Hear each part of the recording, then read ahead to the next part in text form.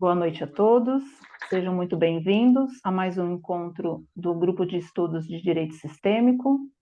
E hoje nós vamos dar continuidade à leitura do livro Conflito e Paz. E nós estamos na página 58, Amor Cego.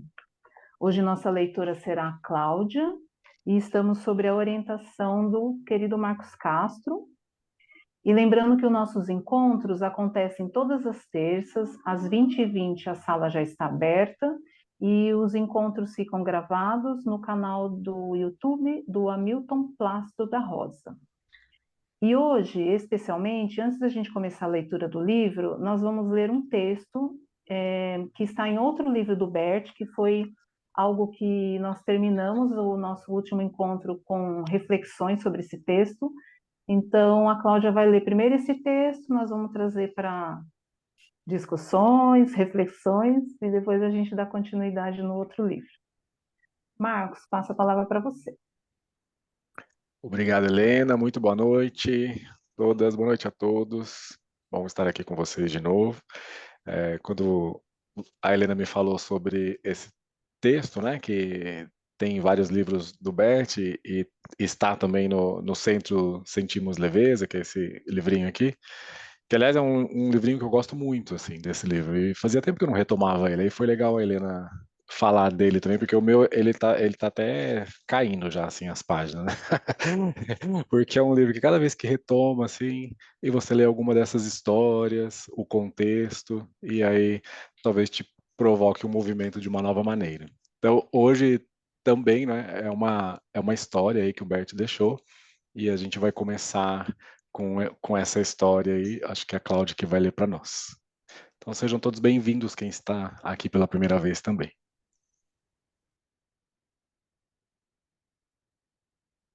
O amor. Certa noite, um homem sonhou que ouvia a voz de Deus, que lhe dizia: levanta-te, toma teu filho, teu único e querido filho, leva-o à montanha que te mostrarei, e ali me oferece esse filho em sacrifício. De manhã, o homem se levantou, olhou para seu filho, seu único e querido filho, olhou para sua mulher, a mãe da criança, e olhou para seu Deus. Tomou o filho, levou à montanha, construiu um altar, amarrou as mãos do filho e puxou a faca para sacrificá-lo. Mas então ouviu uma outra voz. Em vez de seu filho, sacrificou uma ovelha. Como o filho olha para o pai, como o pai olha para o filho, como a mulher olha para o marido, como o marido olha para a mulher, como eles olham para Deus e como Deus, se existe, olha para eles. Um outro homem sonhou à noite que ouvia a voz de Deus, que lhe dizia: levanta-te, toma teu filho, teu único e querido filho, leva à montanha que te mostrarei, e ali me oferece o filho em sacrifício. De manhã cedo, o homem se levantou, olhou para seu filho, seu único e querido filho, olhou para sua mulher, a mãe da criança, olhou para seu Deus e lhe respondeu encarando: isso eu não vou fazer. Como o filho olha para o pai, como o pai olha para o filho, como a mulher olha para o marido, como o marido olha para a mulher, como eles olham para Deus e como Deus, se existe, olha para eles. Continuo? Essa era a história, né, Helena, que vocês comentaram no encontro passado. Aí foi a Sim, Vera que falou algo, que gostaria de a falar Vera algo. Lúcia. Se quiser abrir o microfone, Vera, fica à vontade.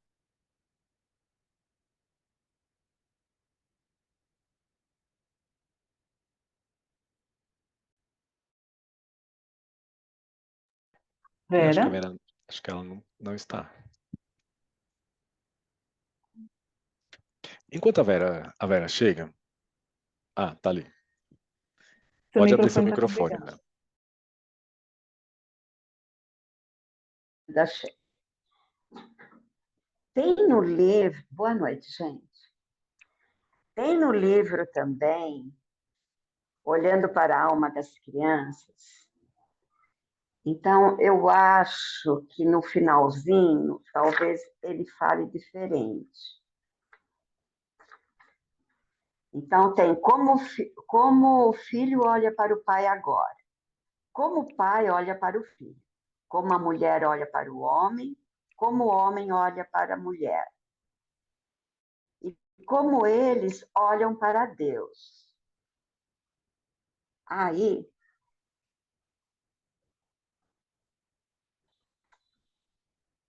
só um minutinho.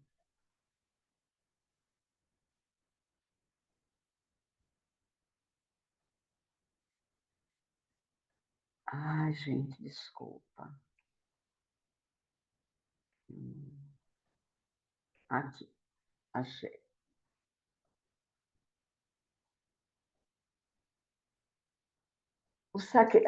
Como eles olham para Deus. E como Deus, se é que ele existe, olha para eles.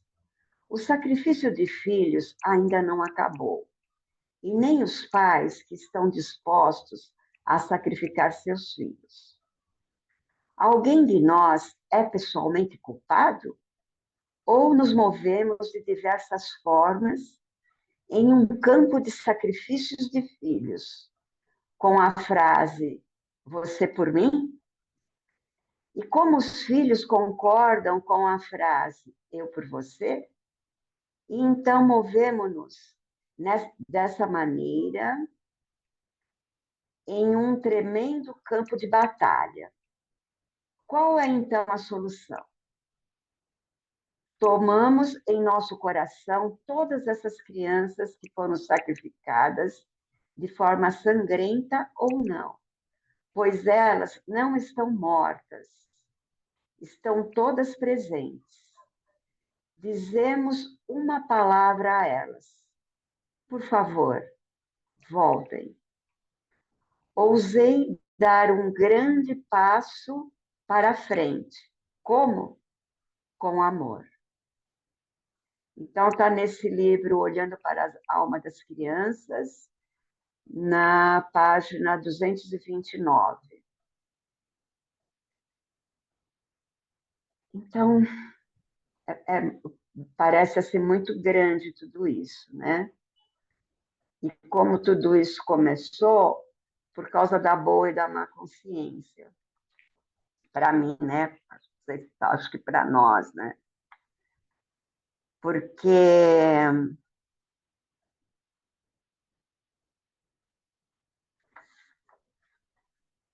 agora, para mim, já parece que essa boa e má consciência, que muitas vezes a gente pensa que a consciência, quem está falando, é Deus, é algo fora de nós, né? E quando eu faço uma reflexão sobre tudo que está escrito, parece que está dentro, né? Que essa consciência, que eu dizia que era Deus falando, agora eu já penso, é a minha consciência, né? Quando esse homem fala, não, eu não vou sacrificar meu único filho, né? E como todos se olham, né? Como parece que cai assim um silêncio. Então, eu acho que tem a ver que essa consciência, muitas vezes, é a nossa própria consciência, que muitas vezes levam para um caminho ou por outro, e que muitas vezes a gente diz que isso está fora. É Deus falando, então eu vou fazer a vontade de Deus. É tudo isso que eu estou refletindo. Estou meio confusa. Deixo para Vera. vocês aqui me ajudarem ou não ajudarem. Ok. Vamos tentar clarear um pouquinho, né? Mas, de fato, Vera, você trouxe também o texto, né, já em um outro livro, e daí também temos que ver o contexto que estava sendo falado ali nesse livro, Olhando para a Alma das Crianças. Mas essa história, ela está aqui, né? Bert trouxe para nós.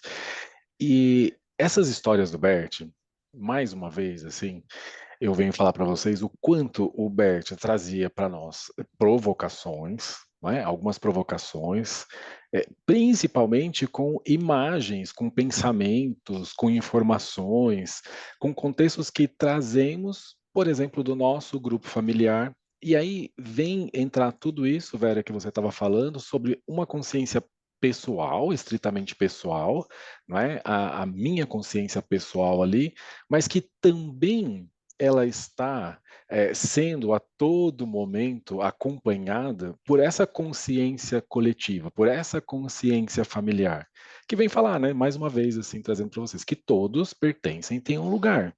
E depois ainda mais uma consciência espiritual, ainda mais ampla, onde não se separa nada. E essas histórias do Bert, cada vez mais, assim, eu não posso falar pelo Bert, porque realmente essa história aqui, uma vez eu lembro que a Sophie começou a falar sobre ela e não prosseguiu. Porque eu também tinha curiosidade para saber o que realmente o Bert trouxe para nós com essa história. E ela não prosseguiu com relação a isso, mas é claro, o Bert sempre estava nos provocando, né? E provocando para justamente ir além dessas divisões, além das separações. Existem sutilezas aqui dentro dessa história, né? Por exemplo, quando ele fala assim, olha, primeiro você observa uma determinada postura e uma reação. Então, como é quando esse homem, né, que recebe um chamado daquele que ele entende que é o seu Deus, e em alguns momentos você vai ver que ele fala seu Deus, é o seu Deus, é o seu Deus, porque talvez você pense já em Deus como, né, um ser onipotente ou essa fonte superior, eterna, criativa, e aqui ele diz assim, e esse Deus, se é que ele existe, como olha o seu Deus para você mesmo, na sua postura em dizer esse sim a esse chamado, a essa convocação, a essa determinação desse seu Deus, como quer que seja, e como olha também, né, a mulher, o filho, quando você se coloca para atender esse chamado e colocar em sacrifício essa criança. E como é que você é olhado e se olha também para essa família quando você diz não. Eu quero prosseguir um pouquinho com vocês. Nesse mesmo livro, No Centro Sentimos Leveza, ele vai logo na página seguinte, na página 42, ele vai falar sobre a fé. Porque isso está além das crenças. Essas histórias, elas estão além das crenças.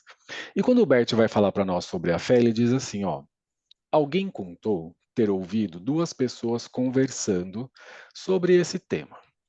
Como teria Jesus reagido se, após dizer a um doente, levanta-te, toma teu leito e vai para casa, ele tivesse respondido, mas eu não quero. Mas eu não quero. Finalmente, um dos dois opinou. Provavelmente, Jesus teria inicialmente ficado em silêncio. Mas então, se viraria para os discípulos e diria, este homem dá mais glória a Deus do que eu. E o Bert prossegue, é aqui que eu quero chegar com vocês também.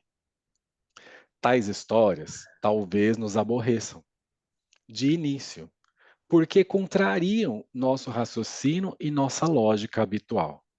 Mas então, ultrapassando fronteiras, pressentimos um sentido que não pode ser esclarecido com razões, nem abalado por contradições.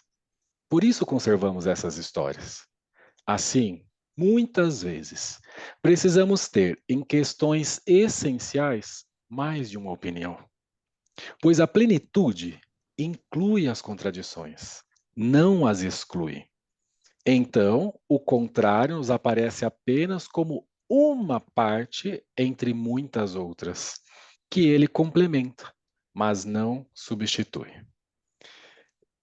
Essa parte de explicação aqui acalma um pouco para vocês? Torna isso melhor ou isso ainda fica, de certo modo, inquieto?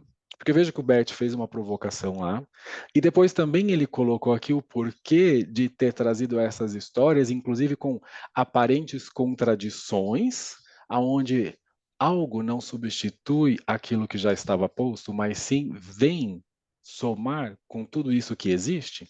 com tudo aquilo que existe. Então, cada vez mais, quando a gente lê e nós também temos as nossas imagens, os nossos pensamentos, é muito fácil você excluir.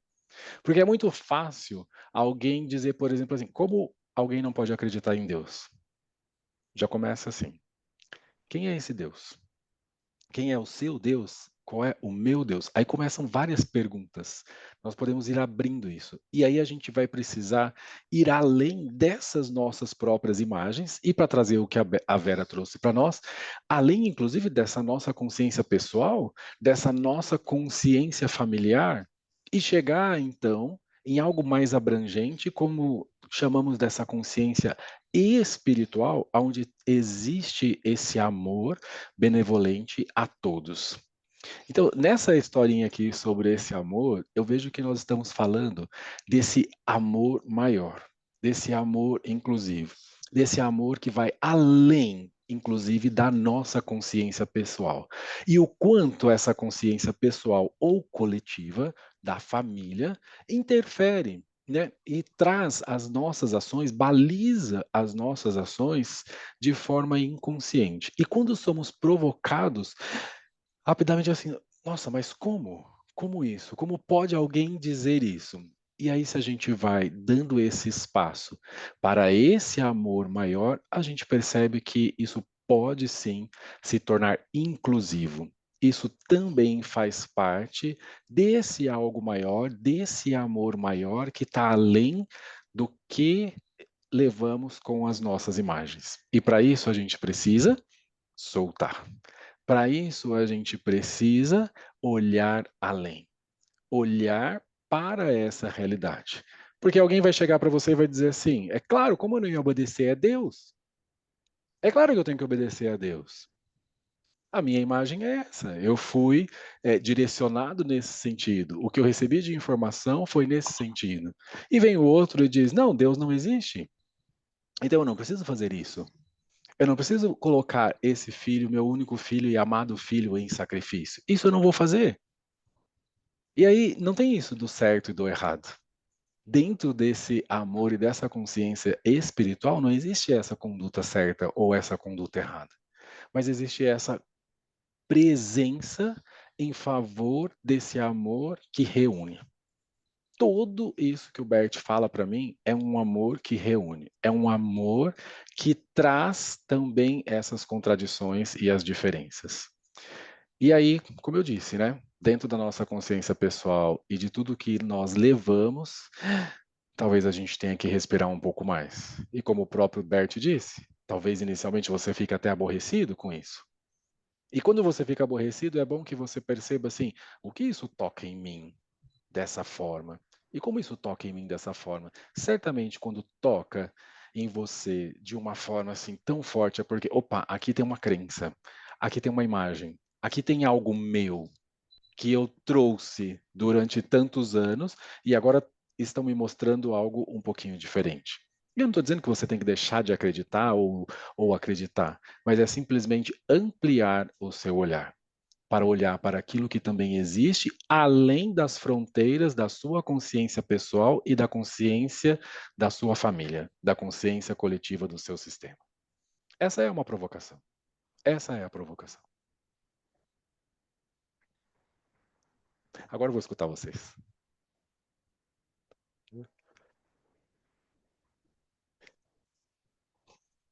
Todo mundo ficou quietinho agora? Helena está querendo falar. Ele tá assim, ó, para clicar no microfone. Sabe o que é muito legal isso? Por exemplo, para os consteladores, né? Para aqueles que se colocam também como facilitadores, ou estão nesse caminho como ajudantes. É uma provocação também para nós, nesse sentido, assim, olha, quando isso vem, uma questão chega até mim, e no meu sistema existe uma informação que eu ainda não havia percebido, que eu ainda não havia olhado, ou seja, um ponto cego aqui. E aí é se abster dessas imagens, soltar essa sua imagem, para que você possa deixar realmente isso que se apresenta se mostrar com todas as suas nuances, porque senão você vai ficar na defensiva e você vai limitar esse campo de atuação. Você não vai dar conta realmente de olhar a isso porque está preso a certas imagens. E aí, mais uma vez, nesse caminho, não é, do conhecimento, nesse caminho fenomenológico que o Bert trouxe para nós, a gente precisa justamente assim, soltar as nossas imagens.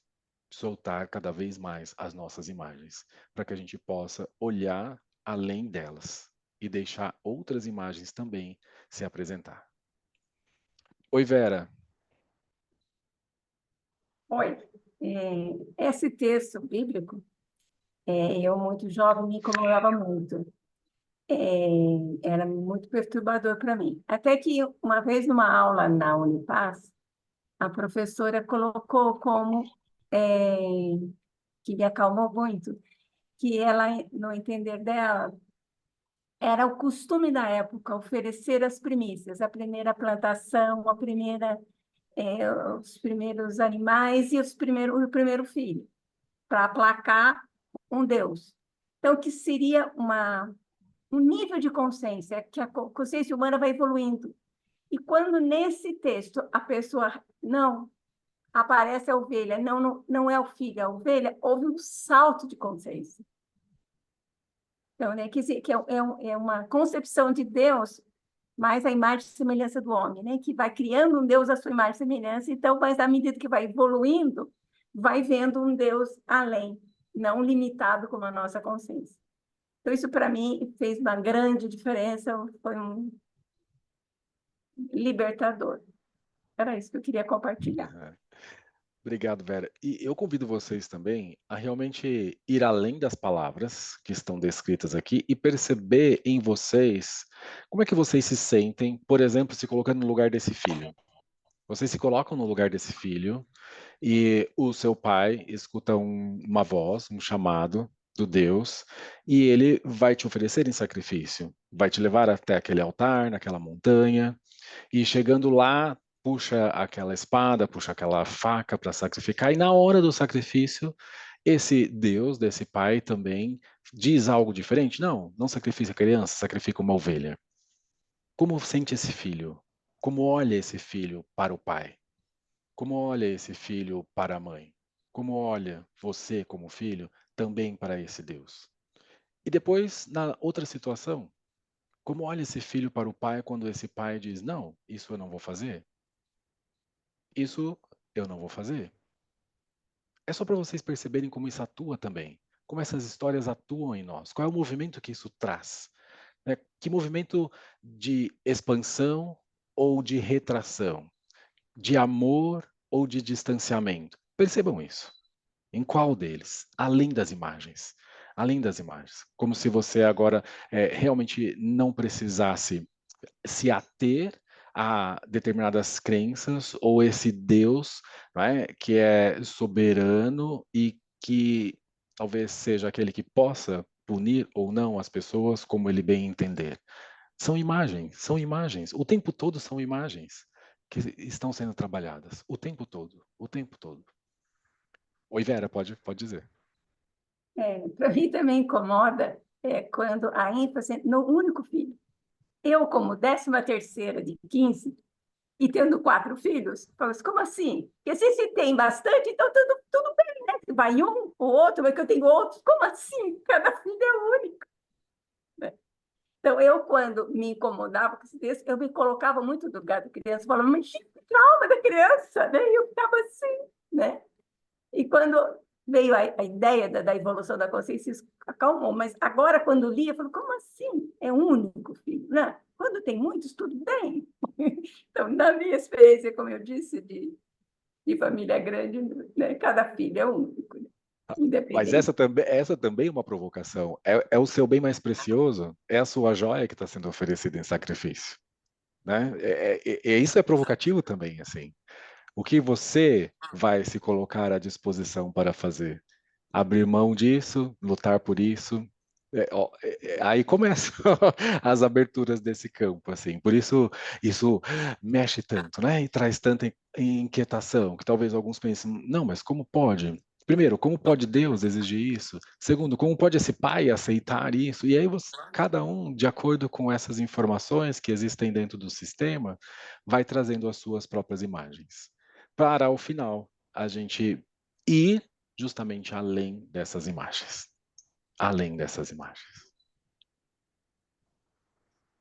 Quem mais gostaria de dizer algo? Cláudia. Marcos, você sabe que assim, ouvindo agora a Vera falar, porque além de ser o único filho, foi um filho muito desejado e muito difícil de chegar. E não sei, né? Assim, muitas vezes que na minha religião eu escutei essa história e disse que o filho não era uma criança, em si um adulto de 33 anos. Então, ele acompanhou o pai. Não é que o pai levou ele cegamente. Ele foi também de livre, ele podia resistir ao pai, não ir com 33 anos. E aí a palavra, assim, não sei, a palavra que me vem é a confiança.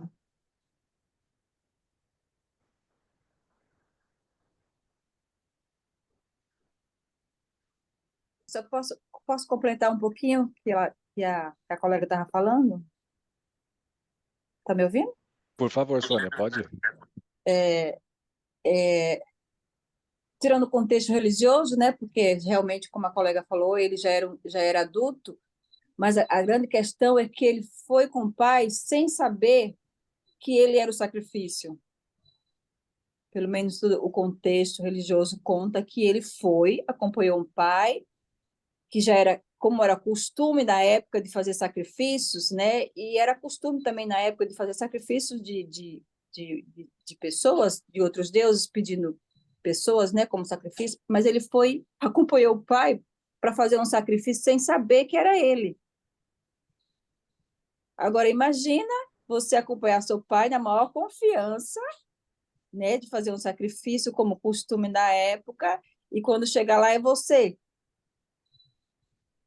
Aí realmente, como o Beth disse, como que esse filho ora para o pai, né, nesse momento aí? Como assim, pai? Se o nosso Deus não pede sacrifício humano? Ou se o pai, como o outro pai, falou, não, eu não obedeço. E aí o filho olha assim, como assim, pai? Como que você não vai obedecer ao nosso Deus que pede sacrifício humano? Realmente é muita coisa a se pensar nesse texto, né? Somente na questão dele ter ido sem saber que ele ia ser o sacrifício e chegar lá e tomar um surto, porque o Deus deles não pedia sacrifício humano. Veja que assim, vocês estão trazendo também um pouco do que vocês conhecem da Escrituras, história, né, da uhum. escritura, e existe a história que o Bert está colocando aqui. Então a gente pode complementar com tudo isso, não há problema nenhum. Cleusa, você tem algo sobre esse texto?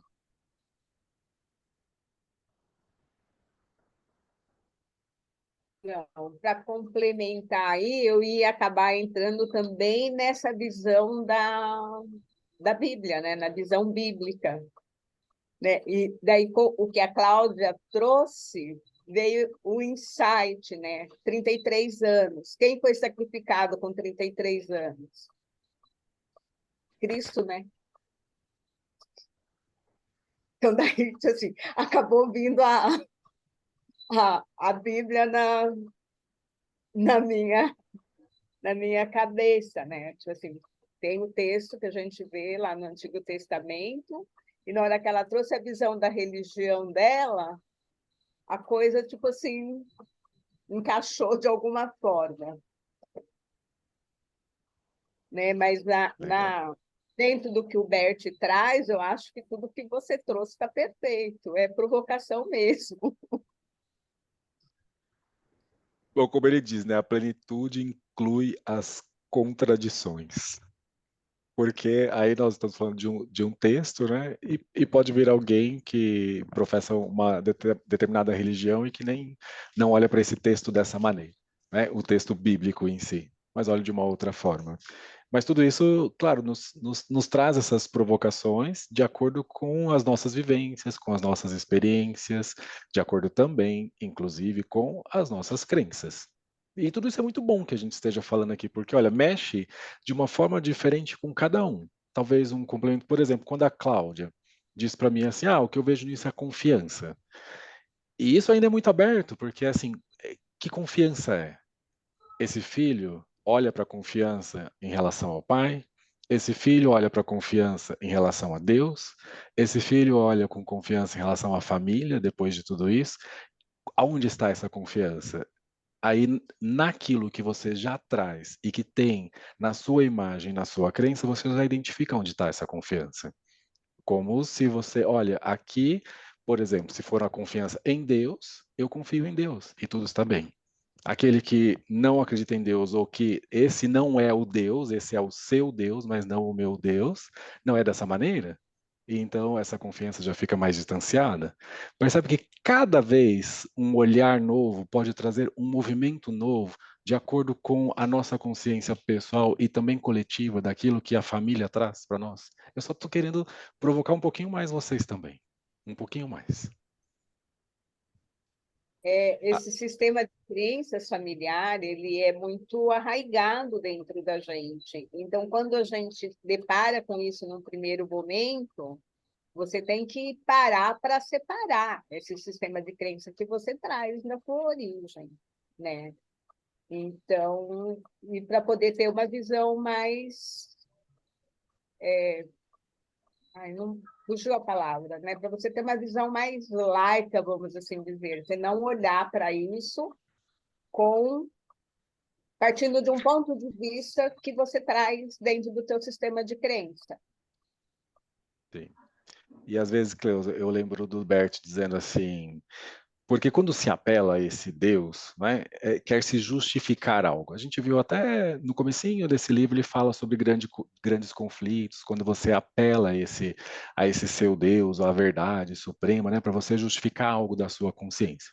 E às vezes eu estava aqui, assim, parece que escutava o Bert falar assim, deixa Deus em paz. Tem alguns momentos que, deixa Deus em paz. Deixa Deus em paz. Vai, Helena, você estava com a mãozinha levantada. Eu não li o da Alma das Crianças, mas assim, nesse livro que a gente está lendo, da Conflito e Paz, e se eu não me engano, o outro que eu esqueci o nome agora, depois eu vou lembrar,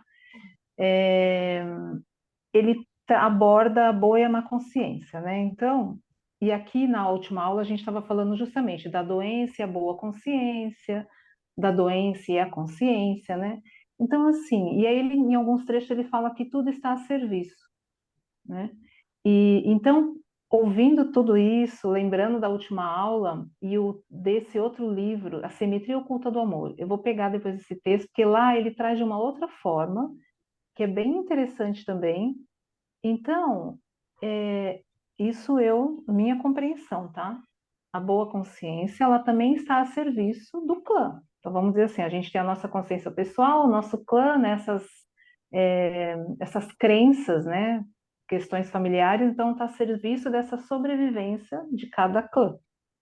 E vamos dizer assim, a má consciência, né, não é ao pé da letra, mas tipo assim, está a serviço de algo maior, né, dessa evolução.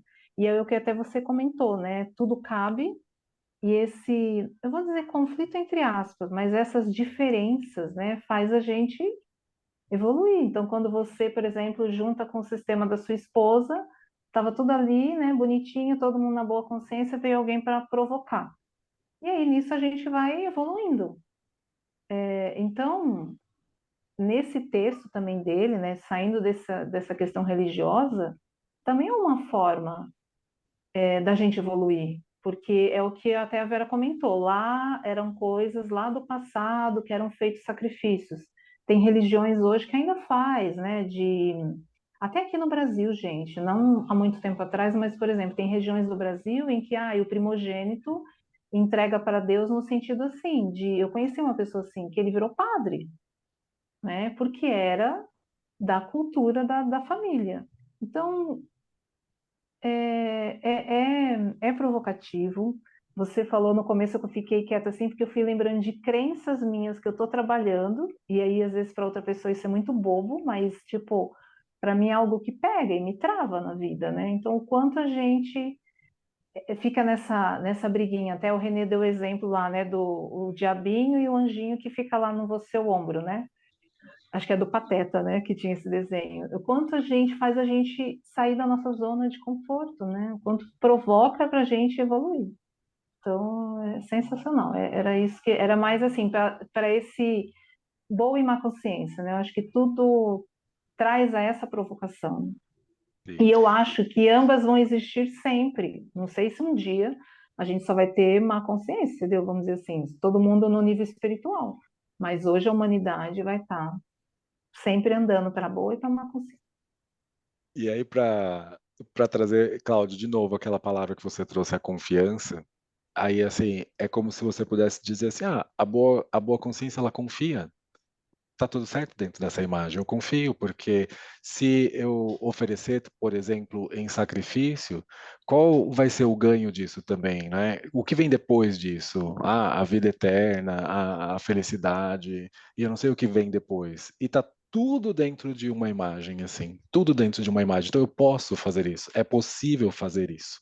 Porque essa boa consciência, ela realmente confia. Ela realmente confia.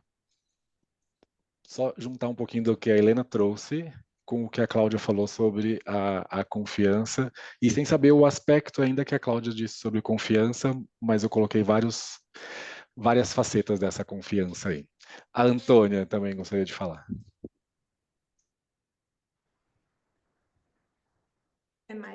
Boa noite, gente. É mais no sentido de, para mim, ficar bem mais claro a diferença do ego, onde é concordar e não concordar, né? E da alma.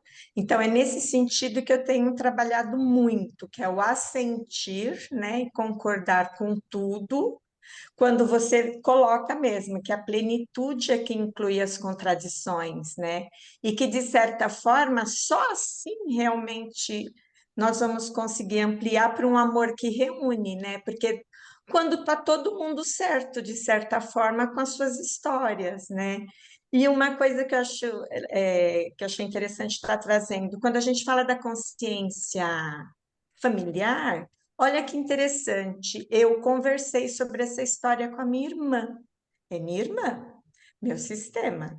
Mas nós temos uma visão completamente diferente. Cada uma sentiu diferente. Então, por conta, inclusive, do que cada uma vivenciou depois de que, além do clã, tudo que as histórias de vida, o trabalho, os estudos, o rumo que cada uma tomou. A minha irmã é matemática, né?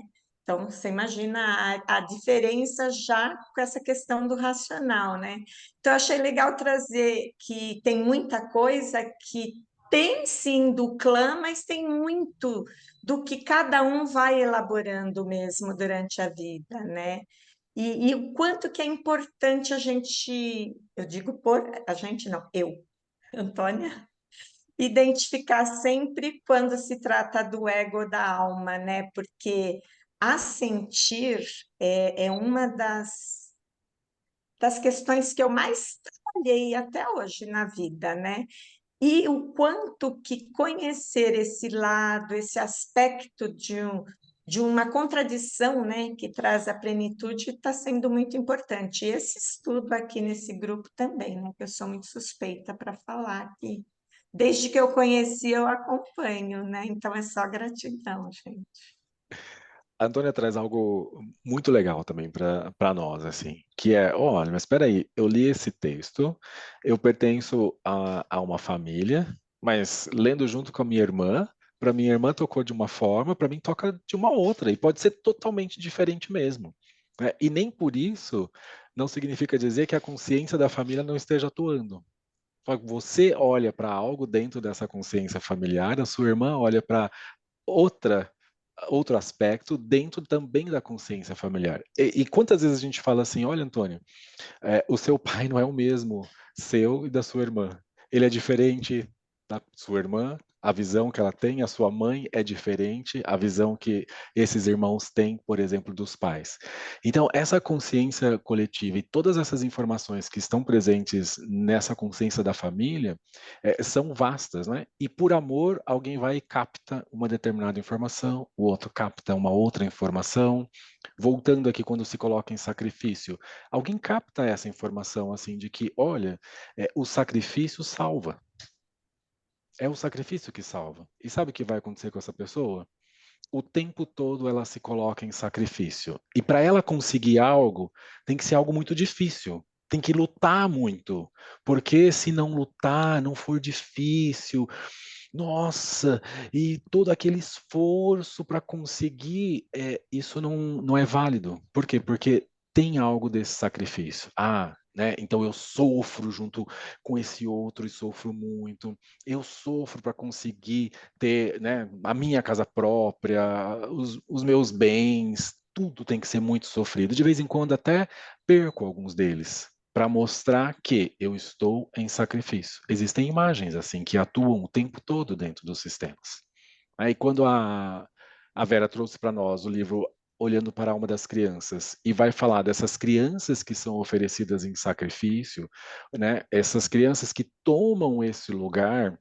E aí nós estamos falando, por exemplo, de assumir mesmo algo pelo sistema, né? Assumir uma doença, assumir uma culpa, assumir algo grande por esse sistema. E às vezes são esses que vieram antes que também fazem esse convite: vá no meu lugar. Vá você no meu lugar. E não é à toa que o Hellinger falava assim: existem famílias de assassinos, famílias que se matam o tempo todo nisso, nessas crenças. E com a constelação familiar, né, é possível, justamente assim, a gente olhar para toda essa realidade, trazer essas dinâmicas que atuam à luz, e aí você pode se separar dessas dinâmicas. E ainda assim se mantém com a sua história. E ainda assim se mantém com a sua consciência pessoal. E ainda assim se mantém dentro dessa consciência coletiva que vela para que todos pertencem e você também pertence, assim como todos os demais. Então, olha, é um presente quando a gente pode olhar realmente de forma profunda, atenta para essas dinâmicas e ir além dos nossos próprios medos, além das nossas próprias imagens, além daquilo que está delimitado dentro do nosso sistema como o que é certo, o que é errado, o que se deve ou o que não se deve fazer. O Eurico levantou a mão também. Boa noite, Marcos. Boa noite a todos. Também concordo plenamente com o que a Helena falou, com o que você está trazendo. Acho que o texto ele fala muito sobre a boa e a má consciência, né? Se a gente ficasse preso nessa boa consciência de dar em sacrifício, a gente estaria sacrificando os filhos até hoje, né, dessa forma, né? Às vezes se sacrifica de outras formas, né? Menos impactantes hoje ainda. Mas eu acho que para mim vem muito essa questão da, da má consciência, sabe? Da gente poder evoluir, poder fazer diferente daquilo que está sendo, que chegou para a gente através do nosso sistema de crenças, da consciência do nosso sistema familiar, de que de repente, quando a gente rompe com esse sistema de crenças, com esse movimento de ficar na boa consciência, como é que olham o filho, como é que olha a esposa, como que olha Deus para isso, porque eu penso também uma coisa assim, sabe? Se Deus nos deu essa possibilidade da gente fazer diferente, é porque não tem nada errado com isso. Porque se tivesse errado, ele não teria dado essa possibilidade para ninguém, sabe? Então eu acho que tudo faz parte, tudo é parte da nossa experiência de vida. E essa má consciência que o Bert trouxe para a gente, ela tem lugar também, né? E às vezes a gente precisa dela, senão hoje a gente ainda estava subindo o morro e sacrificando os filhos em crianças em honra daquelas crenças, daquilo que fez parte dos nossos antepassados. E está tudo certo, né? Então, acho que a gente pode evoluir. Para mim, é uma certa licença para a gente de que a gente pode pensar diferente, pode crescer, evoluir e mudar a maneira com que a gente lida com aquilo que a gente recebeu lá dos nossos antepassados. Então, é mais ou menos assim que chega para mim. Obrigado, Eurico. Agora, eu devo dizer para vocês assim, esses sacrifícios em menor ou maior escala existem ainda hoje, né? Às vezes são pequenos atos em que existe esse convite para o sacrifício, e às vezes são grandes mesmo, em direção à morte. Eu vou dar um exemplo bem assim, muito simples, né? Agora nós atravessamos a Semana Santa, não foi? Atravessamos a Semana Santa agora. Já que estamos falando aqui de Deus, então eu vou falar dessa Semana Santa. Eu sou católico, né? Sou católico, é, ministro da Eucaristia, e aí temos essa presença de Deus e a Semana Santa, esses nossos compromissos religiosos. E, por exemplo, tem toda a Semana Santa, né? A celebração, a quinta-feira, a sexta-feira santa, o sábado da ressurreição, e tudo isso dentro do ritual católico. E aí chegou no sábado, eu falei assim, eu não vou à igreja. Eu não quero. São 9 leituras, são 3 horas de missa, eu não quero. Imagina isso dentro do sistema. Começou um burburinho assim, mas como? Como é o trido? Se você não vai na ressurreição, olha as imagens que começam a borbulhar assim. As imagens começam algo muito simples, mas que mexe com algo enraizado dentro do seu sistema. E aí você vai ter que suportar isso também. Quando você toma essa decisão ou alguma decisão contrária a essa boa consciência que se espera desses atos dentro do sistema. E de fato eu disse que não ia mesmo. E não queria ir, não fui.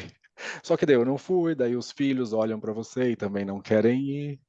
E aí como fica a esposa que gostaria de ir, tudo isso assim entra dentro desse movimento, né? Dentro dessa tua decisão, e quando você se afasta um pouquinho dessa boa consciência de fazer exatamente aquilo que se espera, né? E para mim, né, Marcos Castro, não é por conta disso que eu vou arder no mármore do inferno, como dizia antigamente, não é? Como o Eurico disse, esse Deus trouxe algumas opções, mas aí vem alguém e fala assim, não, mas o padre falou que a do sábado é a mais importante. Se você não for na do sábado, você perdeu a missa mais importante. E ele é o representante de Deus, esse é o seu Deus. Estou trazendo tudo isso para dentro do nosso texto, para vocês verem que isso é vivenciado no nosso dia a dia. No nosso dia a dia. E isso tem um movimento dentro de nós. Isso tem um movimento dentro do sistema. Quando todos que estão ao seu redor, como eles se olham e como você também os olha.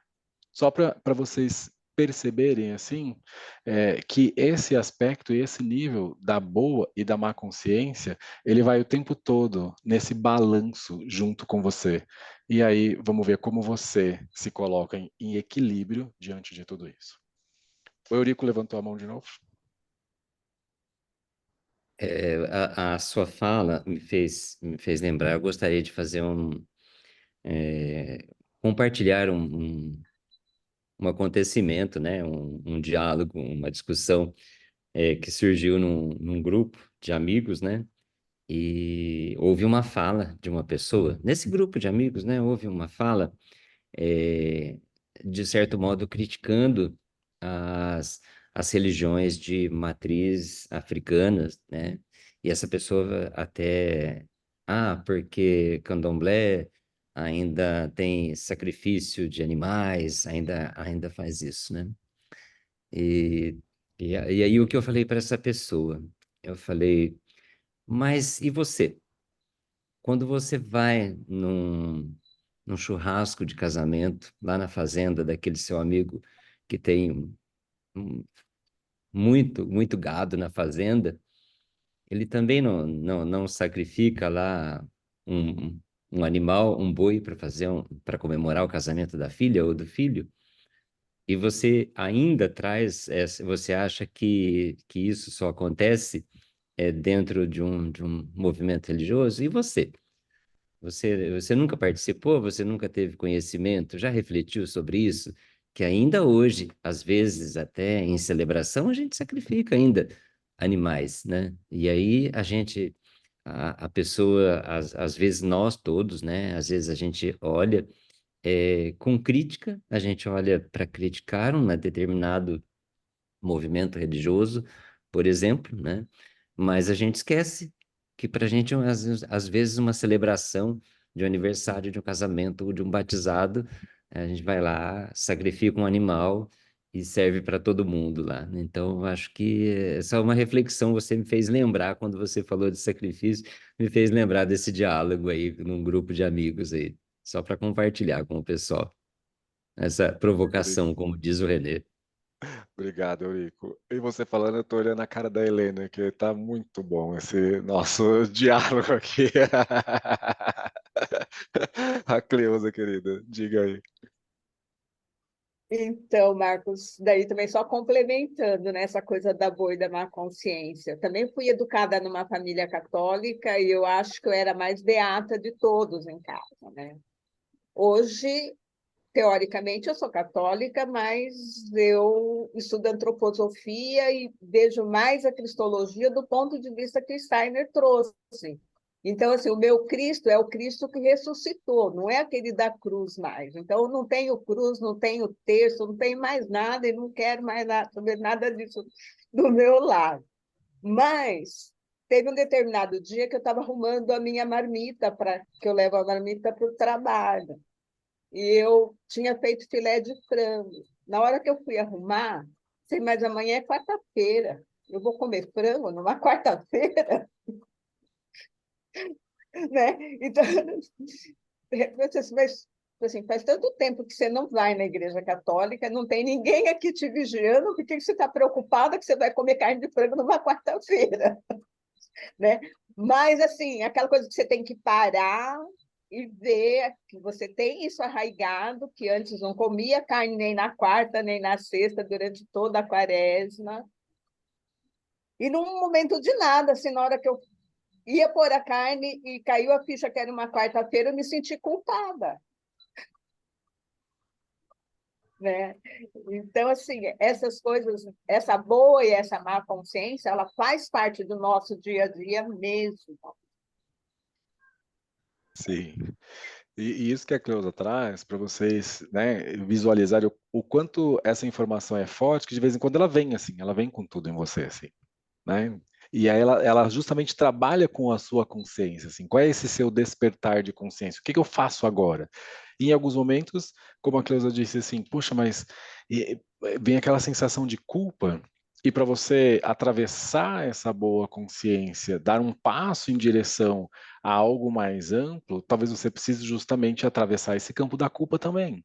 E eu não estou dizendo que você deve ser o rebelde, nada disso, mas é você perceber como isso atua em você, o que isso está ligado a algo de informação dentro do seu sistema, não é? E que você pode olhar para isso com respeito, e o que você pode fazer por você mesmo, sem estar necessariamente ligado a um emaranhamento dentro do sistema. E aí a gente precisa, como eu disse, também suportar o que vem disso, porque os outros que estão próximos e que são desse sistema vão te olhar. Como eu disse, né? Talvez esperando um determinado comportamento. E aí você precisa aprender a estar bem com você mesmo, sem ferir esse sistema. Sem ferir esse sistema. E sem ferir a você mesmo, a você mesma. Vamos ver se mais alguém gostaria de falar alguma coisa, porque agora não vai adiantar a gente começar a ler o nosso, o nosso livro. Alguém gostaria de falar mais alguma coisa? Cláudio, quando você falou da confiança, eu fiz algumas provocações com você, falei. Eu falei na confiança no sentido de, talvez na confiança em Deus, em algo maior, porque no final aparece o cordeiro, quem é sacrificado é o cordeiro e não o filho, né? Então, nessa confiança. E também eu fico pensando em assim, nas coisas ruins que acontecem, né? E, e de ter, não de ter essa confiança, né? De ter essa, essa confiança no algo maior, assim, é isso que eu queria dizer naquele momento. Sim, sim. Pela sua fala, né, ficou mais ou menos direcionado para isso mesmo, só quis ampliar um pouquinho as relações envolvidas ali e a confiança entre as várias relações, né?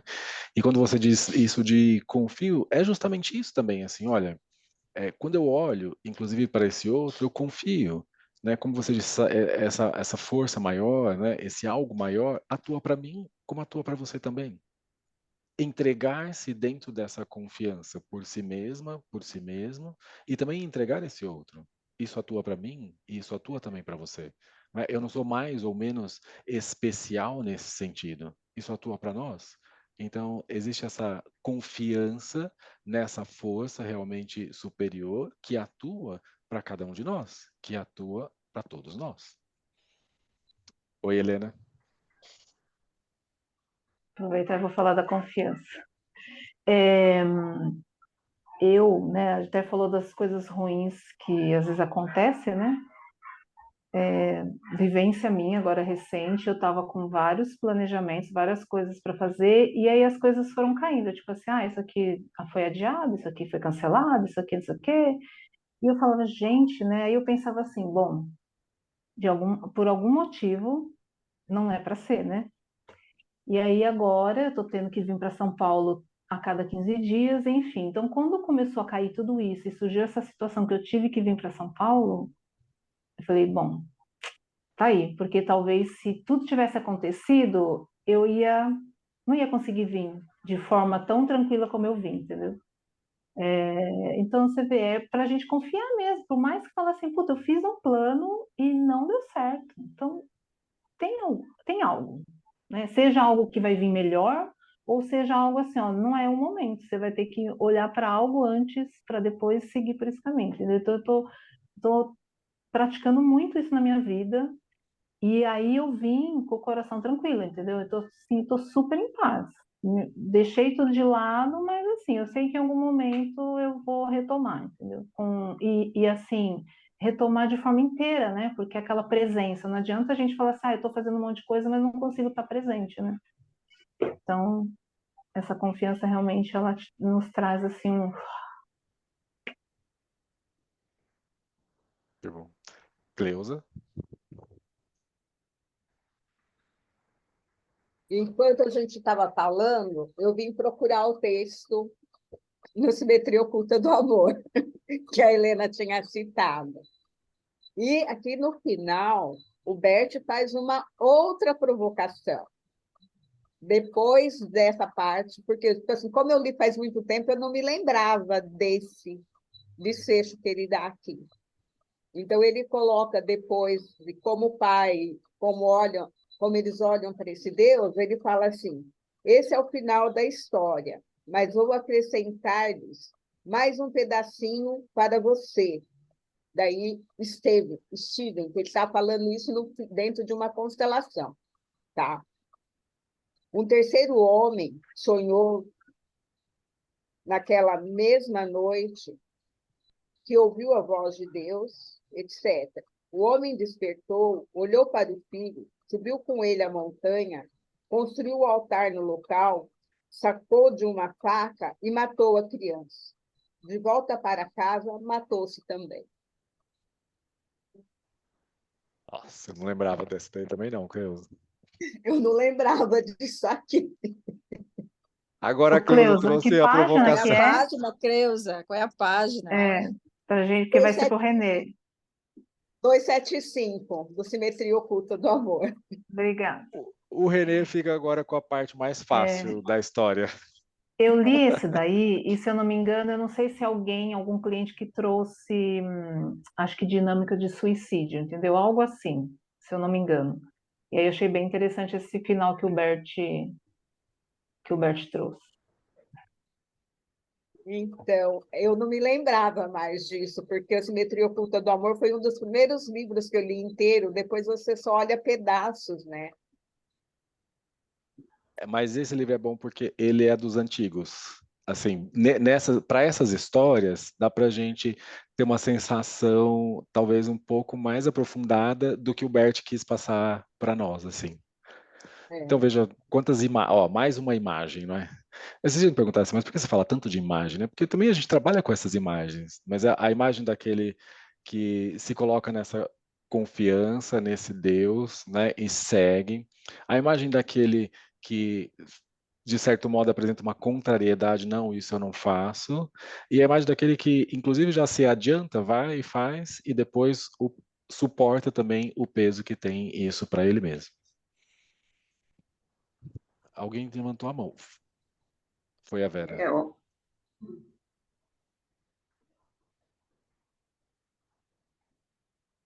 é tudo isso que você falou mesmo. Alguém tem confiança, né?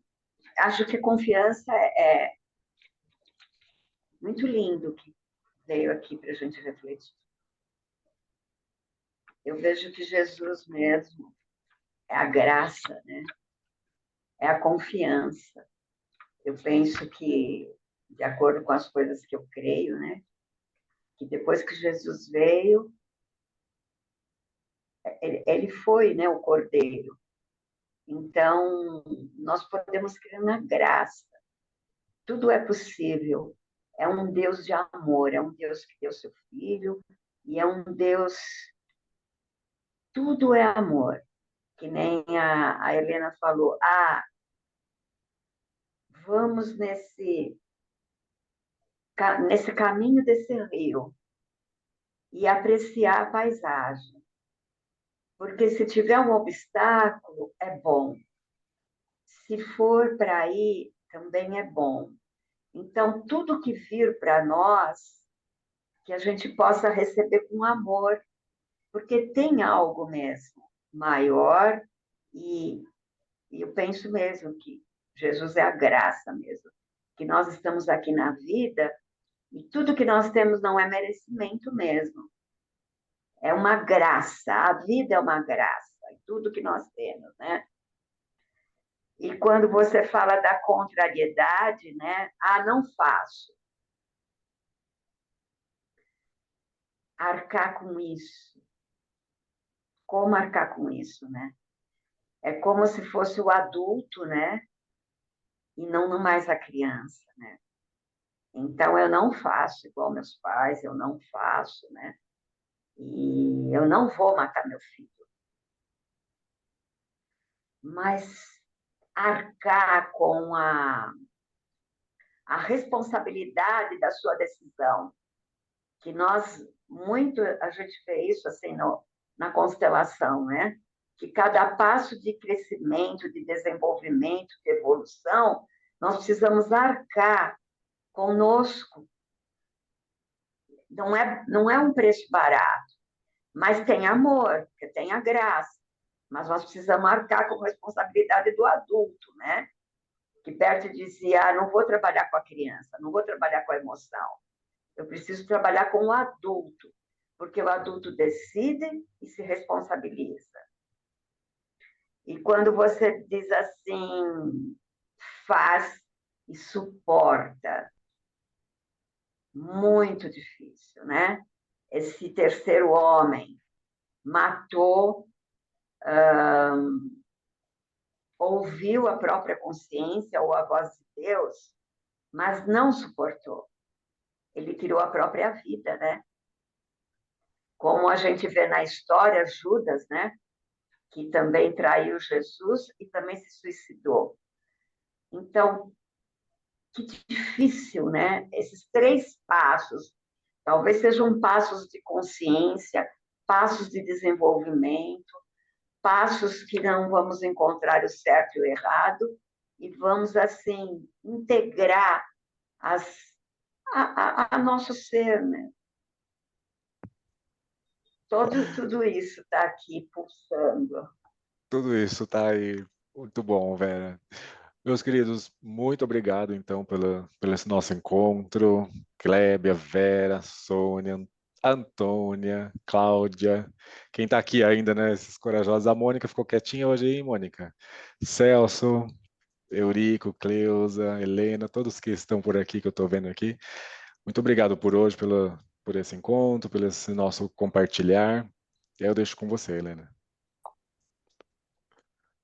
Obrigada, Marcos. Obrigada, Cláudia, pela sua breve leitura. E obrigada a todos pela presença. É ótimo, nossa, sair com várias, nossa, remexida por dentro. E até a próxima terça. Boa noite a Obrigado, todos, boa noite gente. a todos. Boa Valeu. noite. Boa bom descanso. noite, boa noite. Boa noite. Boa Obrigado. noite, obrigada. Boa noite.